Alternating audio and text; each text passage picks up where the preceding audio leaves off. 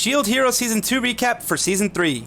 Season begins with Naofumi's village being attacked by bats, which are easily defeated. Yes. After, Naofumi notices that the wave countdown has stopped. He and the other heroes are summoned to the queen, who reveals that the Spirit Tortoise has Spirit Tortoise is the big one. It's a big son of a gun. Only Naofumi accepts. Rishia isn't leveling up fast enough, so she becomes Naofumi's slave to gain his XP boost. The party travels to the Spirit Tortoise Kingdom, where they hear that the other heroes were supposedly killed, but Victoria confirms they're still alive. They're all alive, but they're wusses. Like they were in the first one. Then attacked by Tortoise familiars, forcing Naofumi to use his Wrath Shield to finish them off. In the aftermath, they're approached by a hooded woman, asking to be killed. The woman disappears and Naofumi... Yeah, that was a weird one. The whole wanting to be killed thing was a weird one. With the generals of the surrounding nations to discuss their plan to deal with the tortoise. The hooded woman reappears, introducing herself as Olst Horai, the regent of the tortoise. She reveals that... Regent, as in basically she's a horse... The tortoise is familiar. She's tied to the tortoise. She is programmed to collect souls for the tortoise, which it can use to permanently stop the waves. But she was prematurely awoken by an unknown party. Olst seeks everyone's help to probably one of the other heroes, honestly. Out by dispersing large armies around the area. The tortoise awakens and Eclair leads the main army to distract it, while Naofumi's party... That's kind of like the I think in folklore, I'm not sure, I think it's in Chinese folklore, maybe Japanese as well, but I think Chinese folklore there is a world tortoise, which basically holds the world on its back, I believe.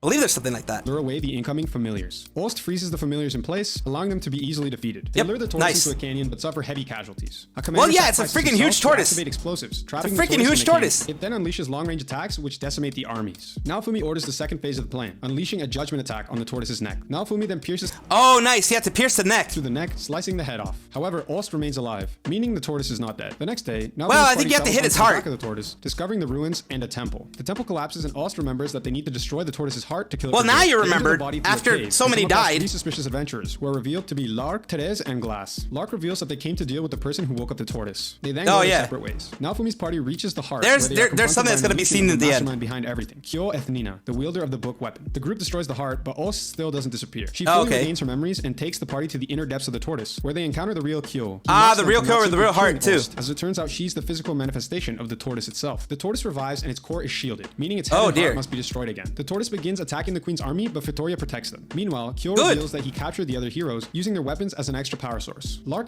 Nice. They're always so weak. Freaking Naofumi always has to go and save them. I hate that. And his team arrive, but Kyo uses the tortoise's gravity magic to pin everyone to the ground. He starts beating up Naofumi, but Rishia, due to her unique ki ability, resists the gravity spell and That's the thing. Like, they're always they hate Naofumi so much for some reason. I don't get it. Olst grants the power of the tortoise to Naofumi, allowing him to break everyone free. They then coordinate a simultaneous attack on the head and the heart. Kyo tries to shield the core with his remaining soul magic. In order to stop him, Naofumi tries to use the Wrath Shield, but he can't. Olst force unlocks... See, the Wrath Shield makes him angry. It takes over his heart as well.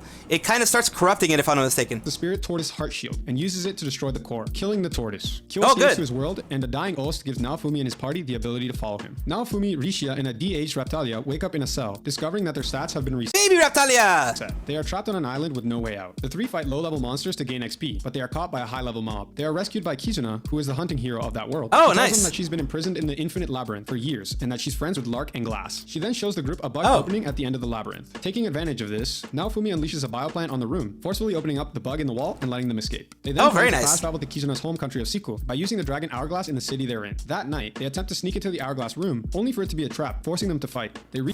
It was a trap.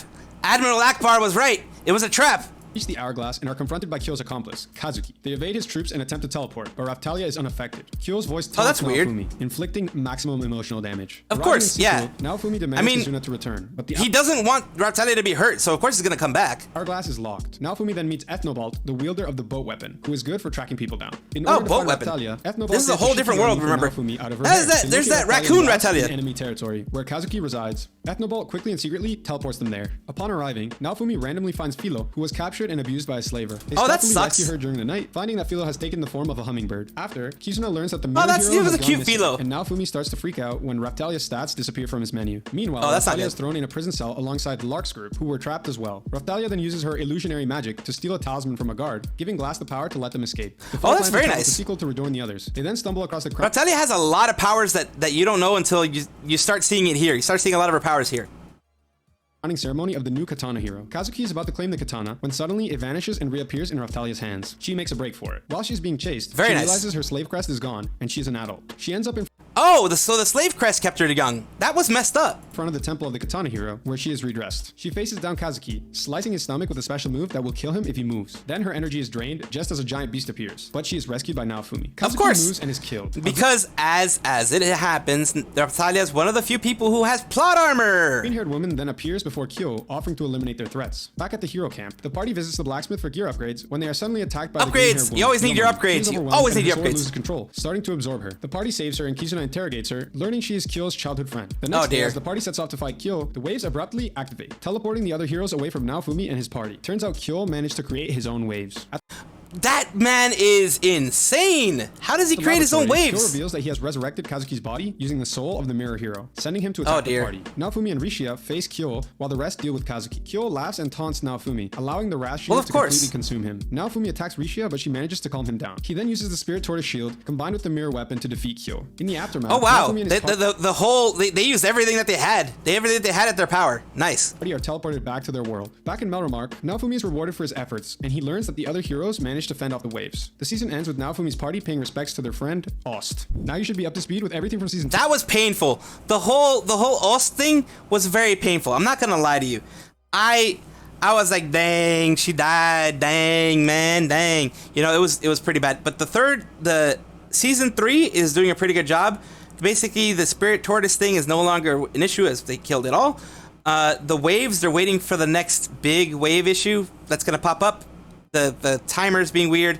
And they're looking for different smaller, I think there's like 7 minor heroes, except for there's the 4 main heroes that Naofumi's a part of, but there's like 7 minor heroes, which is like the pole hero, the stick hero, some other stuff like that, that is also in their world, which is strange. They're learning all this other new stuff. But once again, like and subscribe. Wanted the guys to get a little bit of a background thanks to him. I'll have his video down in the description below, of course, because I like citing my sources. Thank you so much. This was the Mad Salvi saying I will see you all next time. Bye-bye.